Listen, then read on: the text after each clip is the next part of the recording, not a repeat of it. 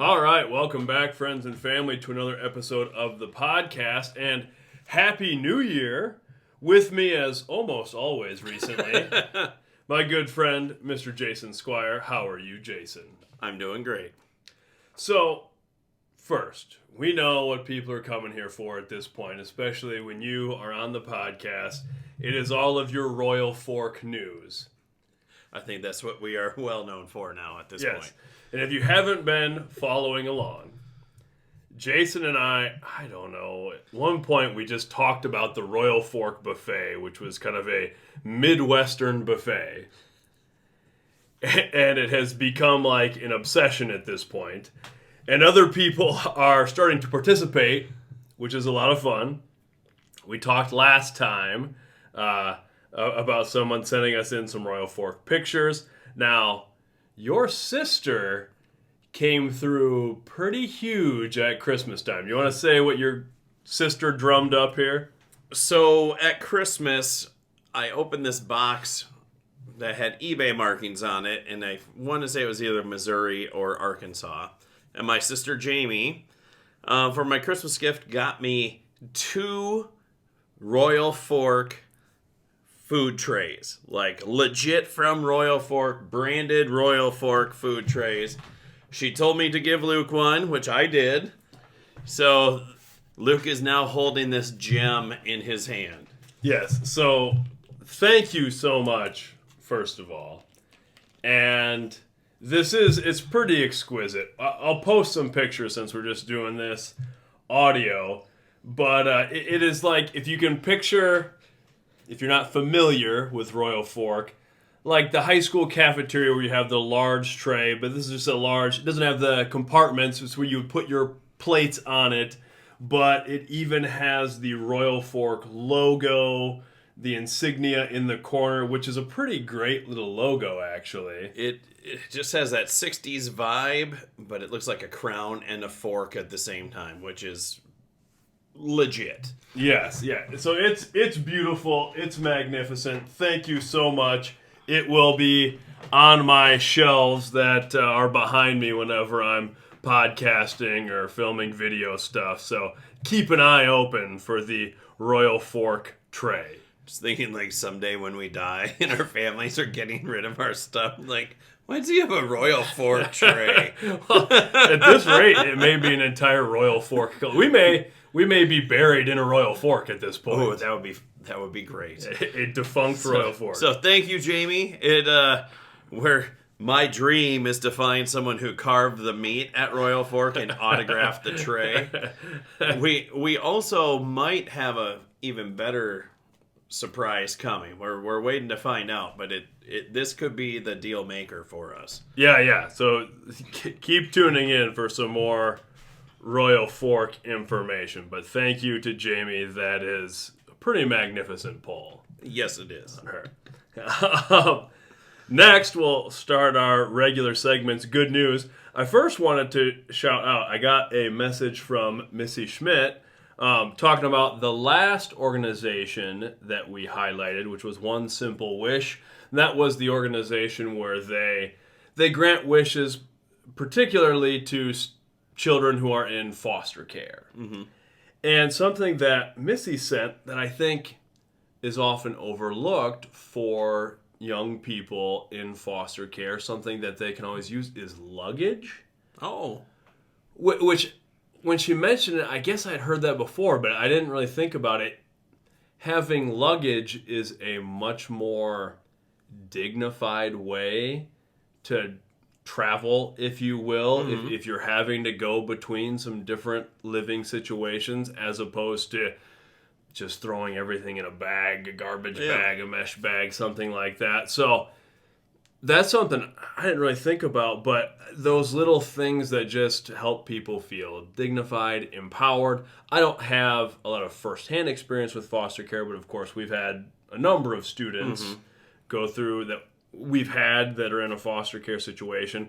And then, of course, my grandparents, I think I've talked about here before, had 14 of their own children. And then over the course of time brought in 10 foster kids as well. So that's something that is at least close to my extended family, and my mom experienced that a lot growing up in her house. So that was just another great little tip, and I appreciate people participating in these, kind of sending me messages. It makes it a little bit more communal as we're doing these things. Speaking of, this week's Good News organization was suggested by someone you know pretty well. My wife, I'm assuming? Yes. Jason's wife, Rachel, sent me an organization, and I really like what they're doing. The organization is Free to Play Academy, and it's free, the number 2, Play Academy. Their website is F2, the number 2, P, then the word academy, f2pacademy.org. Their whole focus is empowering kids through healthy lifestyle, particularly movement, and also they focus on generosity, like teaching kids to move, be active, and be generous with others. I think that's a pretty good foundation for life. They make the program available to schools and organizations for free. And I'm just a big proponent of exercise, taking care of your body. We know there is a strong mind-body connection. So I think anything that promotes that, this whole kind of podcast, we talk about social, emotional stuff, that physical thing is very important. And coming from your wife, Rachel, who is a physical therapist, she sees a lot the impact of just how we move and how we exercise and the impact people's physical abilities have on their entire lives. And I will say, just a shout out to Rachel, she's a fantastic physical therapist. I have gone to her on several occasions when I'm destroying my body trying to do things like I'm still 16 years old, and it turns out I'm not. So thank you to her for sharing that organization. I'm biased. I think she's the best around, but that's I am a little biased on that. But yeah, she did a class up in Michigan, and that's where I think she learned about this organization. So nice. Very good. Our family time for this week. We haven't done family time the last 2 episodes, but now school will be starting up again this week. So back to our family time social emotional curriculum. We're talking about self-efficacy this week. Any initial thoughts on the importance of self-efficacy, Mr. Squire? It's good to have. It is good to have. Yeah. Again, Jason doesn't know what we're going to talk about when we come into these. I come in cold. So basically, for our social emotional learning competencies, we're back to self-awareness. And this is something, I guess maybe you can speak to this. From my perspective, a lot of our students struggle with having genuine self-confidence. I see that a lot. I think there are a lot of very wonderful things about this generation, and I'm obviously generalizing, but I think there is a lot of support. I think there's a lot more openness. We've talked about this, a lot more openness talking about social emotional needs, things like that. But I also see, and maybe there's just less bravado in general. I don't know, maybe there's a little less posturing than like when we were in school. But I'm glad students can be open and honest about it. But I have a lot of students who are kind of in that, I can't do that mentality. I'm not good at this. I don't have a lot of self-confidence.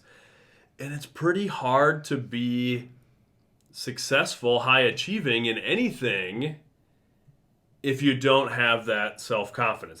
Have you seen similar things? Yeah, and I'm always encouraging my students, if they don't know how to do something, try. And I always tell them, it's like, I've never told you not to try. And I teach computer classes, and a lot of times, especially, like I think with Microsoft Excel, when we do formulas, students are like, well, I'm not sure how to do it. It's like, well, I walk them through, and at the very beginning of class, I'm like, I want you to try.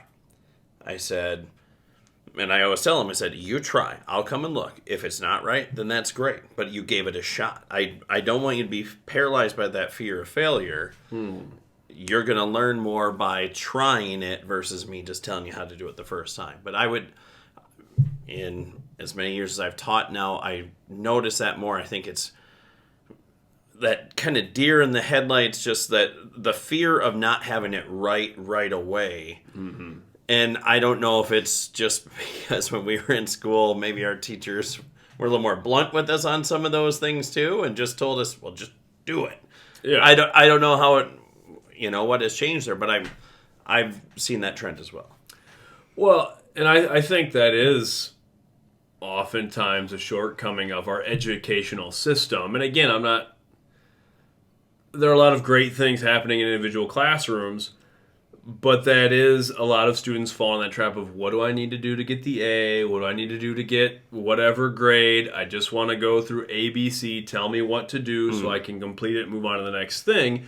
And that is a bit of a failing on our side, that we put a lot of pressure there. There is a lot of pressure still for the grades, for the mark, for whatever it is, where I can test that everyone likes learning. They like learning what they're interested in.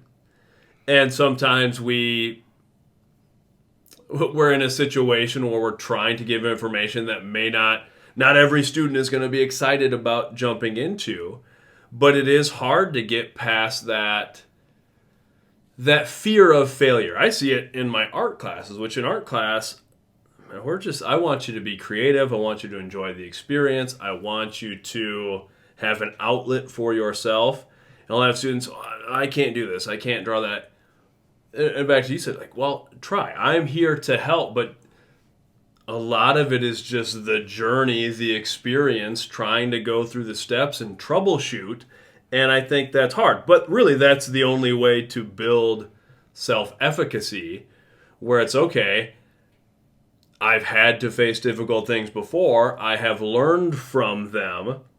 So that's kind of what I'm going to have my students do this week. What we're going to talk about is actually pick out some things that you've already learned in your life, that you've had to go through some challenges and you've picked up this skill or this perspective or whatever. Do you have any things in your life specifically where you're like, okay, when I started this, I wasn't very good at it, or I thought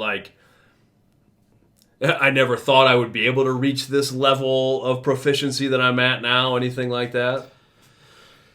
I guess I remember when I started to learn guitar, this was pre-YouTube, which I think that's great that kids can go on there and learn from there. I'm guessing music purists, like teachers, might not like that because it's kind of like anything. You might learn it a different way than the traditional way, but sure. But I think that's a cool tool. I didn't take guitar lessons right away, so the first year was kind of me trying to figure out what I'm doing and realized, oh man, this is not good. But then I was lucky where our band teacher at the time offered a semester guitar class, so that really helped me get to the point of building the proficiency to build on. And again, I am by no means a great guitar player, but just when I get into streaks of not being able to play for a while, just I've done it enough now where I can pick it up fairly easy and play the stuff that I used to be able to. It takes a little bit of refresher sometimes, but like I just know where the chords are and those types of things. But I think the guitar, I am not as proficient a guitar player as you are. I'm very much like 3 chords, strum along sort of thing, but have dabbled with guitar for a long time. Guitar is a good example. I imagine any instrument is a good example of that. Like when you first start learning anything, it's all in that cognitive part of the brain where it's like, I really have to think about it. Guitar, you really have to look at it And then it is funny.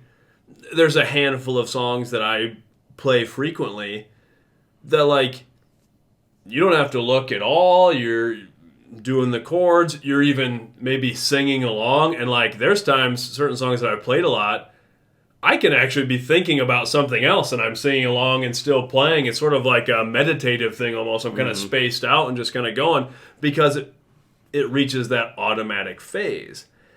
And we've all gone through that process. I remind my students sometimes, like, you weren't born walking and talking and doing those sorts of things. Now you don't have to think about them. You watch a little kid learn how to walk, and it's pull themselves up and fall down and stumble around, and they just keep doing it. And then eventually it becomes this automatic thing. And I think it's important for our students. It's important for all people to remember, like, you've gone through this process before. I think sometimes people get to whatever age they designate. Sometimes it even is in high school, like, oh, I can't start a new sport, I can't start a new extracurricular because I've already missed it. Other people started when they were really young. I just don't really buy into that. I don't think you're ever too old to start something, to jump in. You can find something new. One that I thought of for you, martial arts. Mm-hmm. You started doing taekwondo.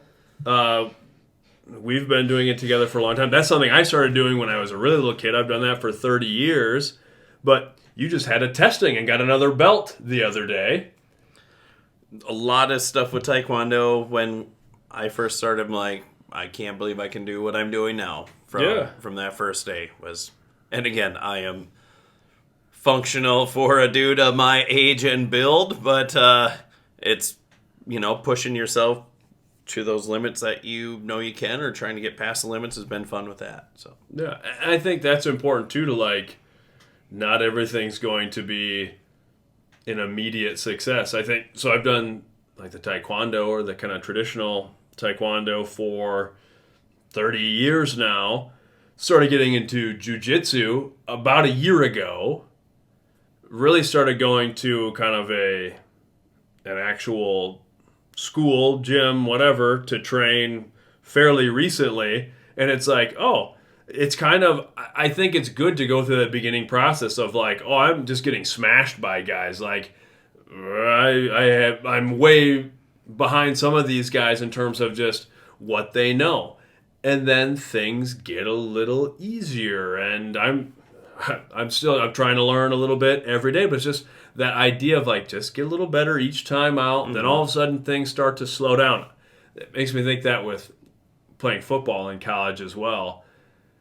I remember getting there and starting to play, and I was like, this is going 1,000 miles an hour. Like, I literally just felt like I was bouncing around out on the field. Like, I was playing defensive line primarily in college. Like, shoot my hands on offensive line, and I just be bang, bang, like, ricocheting off of people.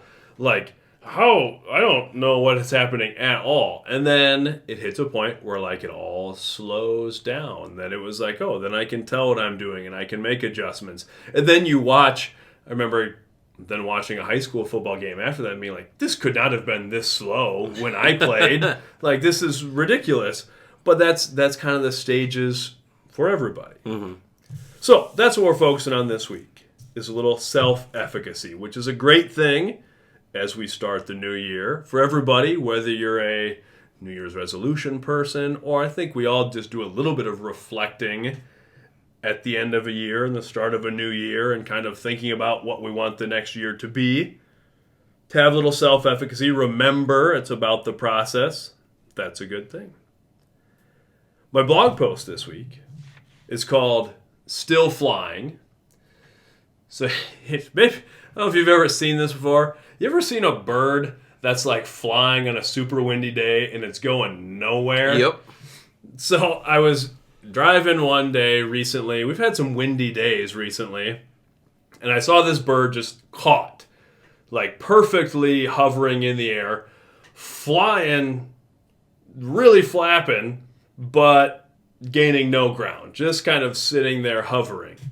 And just in my head, not really trying to make a point, I just, to myself, I was like, well, at least he's still flying.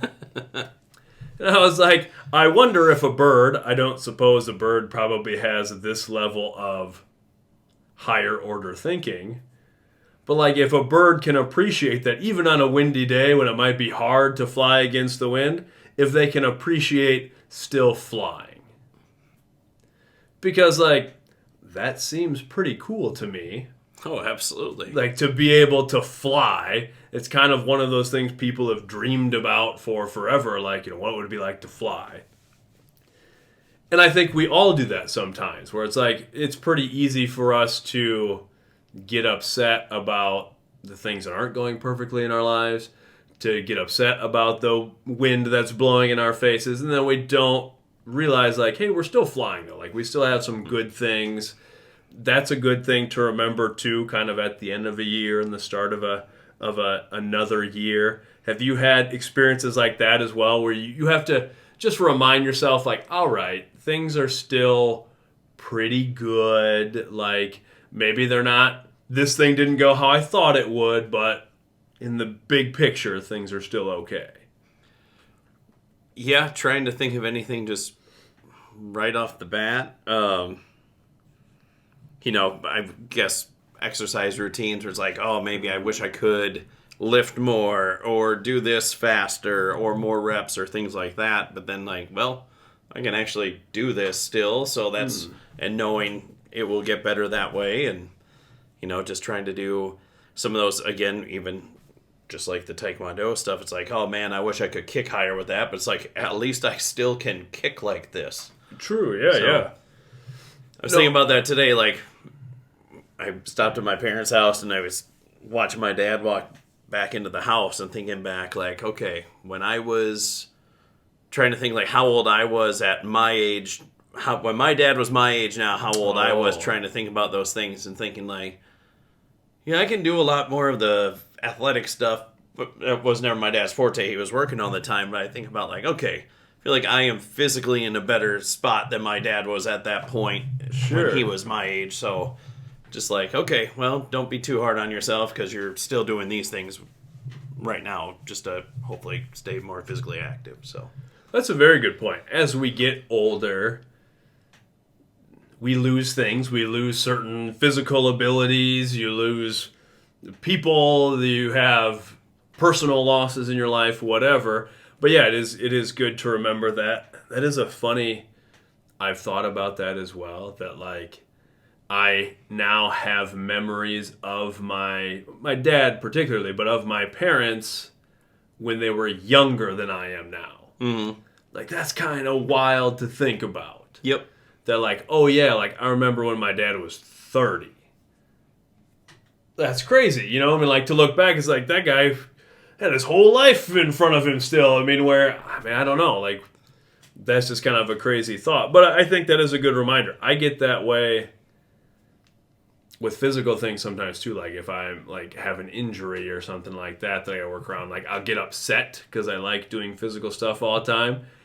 And for me, it was really big perspective. We've talked about like when I had all the health issues or whatever.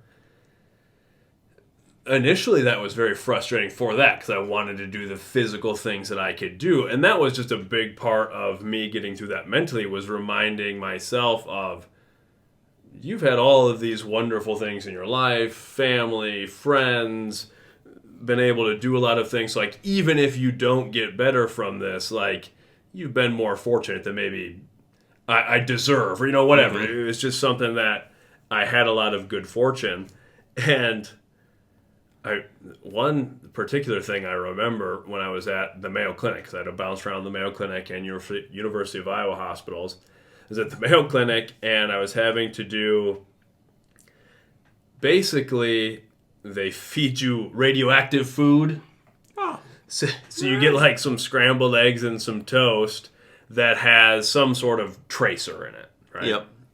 You eat these scrambled eggs, and then throughout the course of the day, like I had to keep coming back, so I would just hang around Mayo Clinic and keep coming back to this one office, and they would take pictures. I would stand there, and they would track the food going through your digestive tract. And at that point, I was still feeling not very good, maybe feeling a little sorry for myself, and there was a girl there who appeared to be high school age. I gathered from the decorations on her wheelchair, she was in a wheelchair, that she must have been like a runner, track and field or cross country. And I don't know the specifics of what she was going through, if it was cancer or something like that, but she looked very thin, very weak. And I remember seeing her, and like she was so weak at that point, she was struggling to even eat the scrambled eggs, like to bring them to her mouth and to eat. And like that was a moment for me where I was like, oh, like I feel like I'm being soft. Like I should just go. Like I don't give all the attention in the world to this girl. Like I was able to have my high school career and play sports in college and do all of these things. So it was like, it's just a good thing to remember. Like things can be a lot worse. It's good to keep some perspective. There you go. Now, our brought to you by segment. This week's episode is brought to you by licking cake batter off the mixing spoon. You a fan or not? I think we know I am. It'll be more shocking to this audience, so I was like, oh, that's just wrong. Feelings on cookie dough. You a cookie dough eater? Yeah, I haven't gotten worms yet. Yes. That is something, too, seems to have... Well, it's changed a lot since we were kids. Also because now they make a lot of edible cookie dough. Yes. Like, you can just go to the store. Buy a tub of it. Yeah, like a tub of it that's not even intended to be... And it's marketed, yes, to be just straight up eat that cookie dough. Yeah, so, like, Claire loves cookie dough, so I'll just get her the edible cookie dough stuff. So, good work science there, figuring out... Have you ever thought about, like... Did our parents just think we couldn't understand the concept of salmonella? But they're like, he'll get worms, though. Like, he'll understand, like... Well, just don't want you to eat it because you'll get worms. Did your parents ever tell you that? That's what we were always funny. told. I wasn't told worms. I think salmonella was always the thing that I heard. The raw eggs. That was like the scary thing. However, I definitely ate straight up cookie dough, like the homemade cookie dough with the eggs in it when I was a kid. And I don't know if you ever got into this, but once I got into high school and I kind of turned into a bit of a meathead jock, drinking raw eggs. You ever get that crazy? I never have. I love eggs. I have never drank raw eggs, but I always thought with the cookie dough, and like I shouldn't do that. I'm like, Rocky drank eggs, so I'm fine if I eat it in cookie dough. Well, I think that was my motivation. It was one particular friend of mine, and I decided that we should just be drinking eggs. Like Rocky drank eggs, seems like the thing to do, and that was at the time too of the Muscle and Fitness, like those magazines and stuff. I had kind of gotten into those. So, drinking raw eggs, which is not great. I love eggs cooked. And, an egg doesn't take a long time to cook. No. And you can prepare it a whole bunch of different ways. Still get the same protein out of it. Yeah. So I still eat a lot of eggs, but I cook them up. Not the raw eggs. But what's your favorite way to have eggs prepared? I like it when you can dip toast in them. Dippy egg. Like straight sunny side up, or do you try to get fancy and go over easy with it?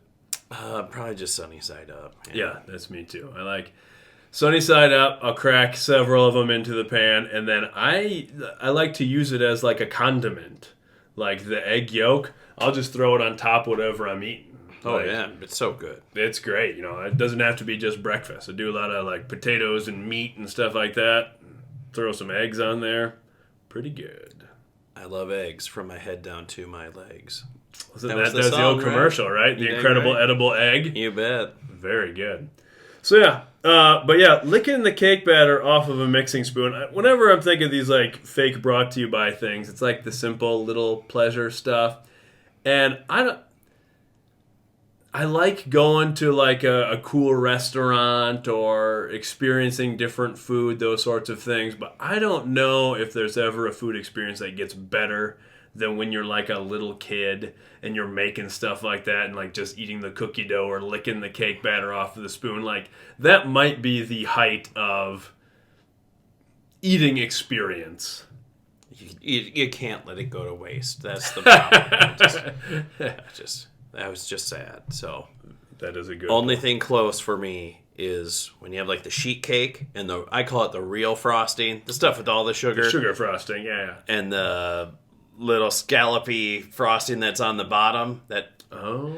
For me, it's like, of course you take that extra, but some people, aren't animals like me, and they leave it. I was like, well, I'll just scrape up the rest of that. That to me is bonus frosting. So and I totally get that. I liked cake.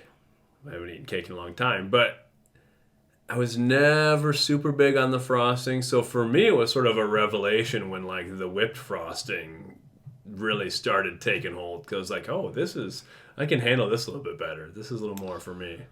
For me, whipped frosting is a slap in the face. But I knew I married the right person when we go to graduation stuff. Rachel will scrape her frosting off and give it to me. I was like, that's good. And then I'm like, need some of the regular cake then? Doesn't work quite as well. Like, scoop out a chunk of that. Gotta get your proportions right. Very good. Well, on that note, this is our first podcast episode of the year. We will have some more Royal Fork information coming soon, hopefully. Some other silly things going on. Also, keep an eye out. I will post pictures of the Royal Fork tray that Jamie hooked us up with, so thank you there. Be sure to contact. It's been great hearing from some other people, either talking about the good news stuff or Royal Fork or whatever nonsense we're talking about. But Happy New Year to everybody. You can connect with us through Luke Nielsen Media on all the socials, Luke Nielsen Media at Gmail, through LukeNielsen.com. And also, I'll be having some other stuff with Ernest from Earth, my book coming out. We'll just do some audio stuff and some other different things with the curriculum that I put together for addressing social emotional stuff and literacy skills, using that book, kind of just putting some of that stuff out for people as well, because I'm sometimes not so good at promoting that or sharing it and that sort of thing. But it's been pretty cool, people who have interacted with it and seem to connect with it. So try to be a little bit better about that this year as well. Anything else from you? It's a good book. You should buy it and read it. Thank you. That's our marketing campaign right there. Jason Squire, head of marketing. Buy it and read it. On that note, thanks for tuning in. Love yourself, love each other, love the fight.